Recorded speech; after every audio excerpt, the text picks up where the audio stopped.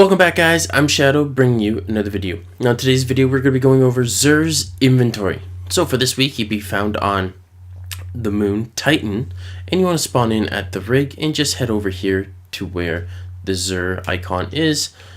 Right here you'll come over to this ledge, drop down, come to this door, and Xur'S right here.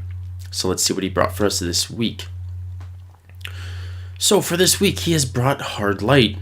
Hard Light is a returning Destiny 1 exotic auto rifle. Its intrinsic perk is Volatile Light. Rounds fired from this weapon have no damage fall off, over penetrate targets, and ricochet off hard surfaces. The other thing that has returned from Destiny 1 is its insane visual recoil. So no matter what that stability says, the recoil will be very severe. But its handling speed's high, its reload speed's high, range does not matter because there's no damage fall off, and impact is medium. But the huge thing is it has a 49 round clip. So if you're going to go up against fallen enemies, I'd use Arc. If you're going to go up against Cabal enemies, I'd use Solar. And if you're going to go up against Vex, I'd use Void. This is a very versatile weapon depending on what content you want to use. So for PvE, I give it a thumbs up. You must use it. For PvP, I wouldn't really recommend it just because of the visual recoil. It's not that good. But if you have it, I'd say give it a shot in PvE. If not, pick it up for your collection. So next we have the Lucky Raspberry, the exotic hunter chest piece. Now I'm on my Warlock, so can't see it, but its intrinsic perk is Probability Matrix. Increase the chaining capabilities of Arc Bolt Grenade and has a chance to recharge each time it deals damage. Now it can chain up to 3 times, and with that happening, it has a probability chance of it coming back and giving you the grenade back each time. Now if you're going to be using this for PvP, I do not recommend it because they have increased the timer for the recharge rate of a grenade, so it's not going to be as good as what it once was in Destiny 1. So this is a really good perk for PvE because you're going to come across ads all the time in groups, and if you come up against a group of ads that have, shields, or they're just majors, you can constantly probably proc this. It has a 90% chance if it's able to hit 3 targets, so you can constantly be dishing out damage all the time. So I'd highly recommend this for PvE, not PvP. Add it to your collection if you don't already have it.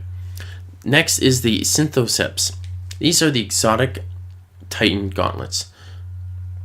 Its intrinsic perk is Biotic Enhancements. Increase melee lunge range, improve melee damage when surrounded. Now this is very similar kind of perk enhancement to what the Stormcaller had in Destiny 1. When you had that equipped, it extended its range. All the ranges for all melees across everyone is the same. This is going to put you out further. So for PvE, I give this a thumbs down just because you don't want to be punching everything. This is taking an exotic slot, and there's many better exotics for PvE content. For PvP, this is probably one of the, I'd say, top 3 exotics just because you can use your weapons to do some damage, and you can lunge way further than any of the other enemies can. So you can shoot melee before they can even have a chance to push that button because it's not within their melee range. So you can catch a lot of people off guard with this, and for that reason I think it's really good. Now the improved damage when surrounded, if you look at your pie radar, this middle part, which is a circle, if the enemies are in that, that's where the bonus damage comes out. So it's okay, but I wouldn't rely on it all the time. So like I said, PvP, thumbs up. PvE, I would pass on it. So our next one is the Karnstein Armlets, the exotic Warlock gauntlets. So its intrinsic perk is Vampire's Cares, and it has its perk is the melee attacks grant health recovery and melee, grenade, and class ability energy. This is also very similar to the Nezarac's Sin, except that doesn't give you health. But the Nezarac's Sin procs with using void abilities or void weapons when you get kills.